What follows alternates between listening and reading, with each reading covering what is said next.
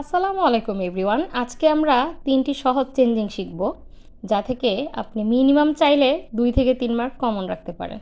Affirmative two negative, শুধু অর্থ ঠিক রেখে আমরা যদি পরিবর্তন করি তাহলে অ্যাফার্মেটিভ টু নেগেটিভ খুব সহজেই করা যায়।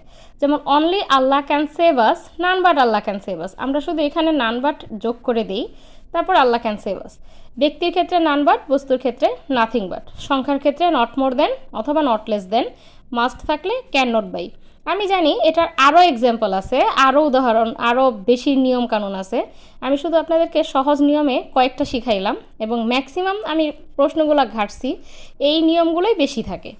আচ্ছা, যাই হোক, তাহলে আমরা যদি হয় যে she is only 18, she is not more than 18 অথবা not less than 18, you must obey your parents, you can not but obey your parents. Okay.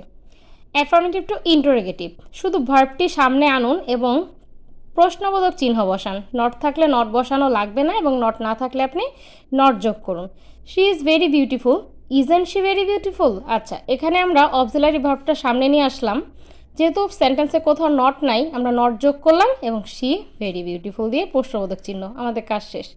He goes to school regularly, এখানে অক্সিলারি ভার্ববিহীন সেন্টেন্স, তাহলে আমরা গোসের জন্য doesn't he go to school regularly. যেহেতু আমরা ডাজেন্টের এসের জন্য এখানে ডাজ বসাইছি এবং কোথাও নট নাই তাই অ্যান্টি যোগ করছি, এজন্য এখন আমাদের গোসটা গো হয়ে যাবে।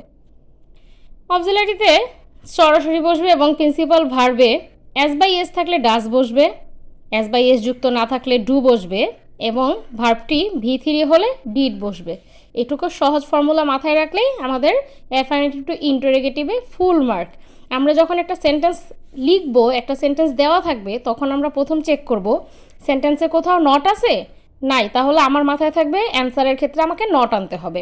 কোথাও অক্সিলারি ভার্ব আছে, যদি থাকে অক্সিলারি ভার্বটা আমাকে সামনে আনতে হবে, এবং যদি অক্সিলারি ভার্ব না থাকে আমি খেয়াল করব প্রিন্সিপাল ভার্বের কোন ফর্মটা আছে, এস যুক্ত আছে, ভি1 আছে আর ভি3 আছে। এস যুক্ত থাকলে আমরা ডাজ বসাবো, ভি1 থাকলে আমরা ডু বসাবো এবং ভি3 থাকলে আমরা ডিড বসাবো।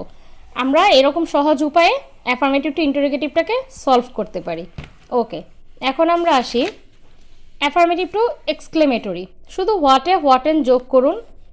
অ্যাডজেক্টিভটি ভাওয়েল যুক্ত হলে হোয়াটেন আর কনসোনেন্ট যুক্ত হলে হোয়াটে।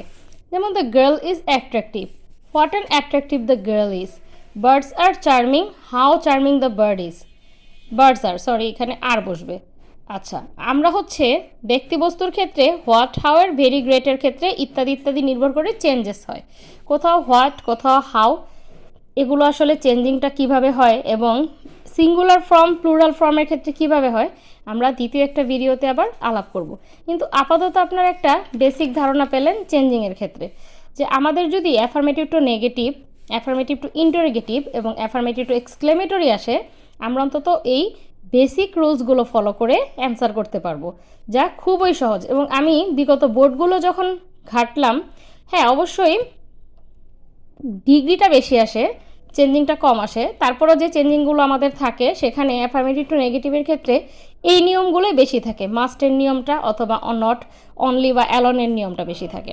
অ্যাফার্মেটিভ টু ইন্টারোগেটিভে আমি খেয়াল করলাম যে এটা তো একদম সহজ, এটা আপনি যত যেখানেই যান এই কঠিন নিয়ম ফলো করবেন না। আপনি সবসময় দেখবেন যে আপনি একদম সেন্টেন্সটা যত কঠিনই থাকুক, আপনার হচ্ছে যে রুলসটা আমি বললাম সেটা ফলো করলেই আপনার একদম 100 অ্যান্সার ঠিক হবে। এবং এখানে যদি অ্যালন, আমি যদি অ্যালনের ব্যাপারটা লিখি নাই, শর্ট করতে চাইছিলাম ভিডিওটা, যদি অ্যালন থাকে অ্যালনের ক্ষেত্রেও ঠিক সেম ফর্মুলা, অ্যালনটা উঠে যা আছে তাই বসবে। ব্যক্তির ক্ষেত্রে নান বাট, বস্তুর ক্ষেত্রে নাথিং বাট। এটা হচ্ছে পৃথিবীর সবচেয়ে সহজ চেঞ্জিং। আচ্ছা, তারপরে হচ্ছে আমরা এখানে যেটা, সেটা হচ্ছে আমার জাস্ট শর্ট ফর্মে যদি আমি দেখি যে আমি হচ্ছে ভার্বটাকে সামনে পিক আউট করবো, নট না থাকলে নট যুক্ত করব এবং নট থাকলে নটটা উঠে যাবে, তারপরে আমি যা আছে তাই লিখে প্রশ্নবোধক চিহ্ন দিয়ে দিব। ধন্যবাদ, ভালো থাকবেন। আবার পরবর্তী একটি ভিডিওতে আমি ট্রাই করব বাকিগুলো বিস্তারিত আলোচনা করতে।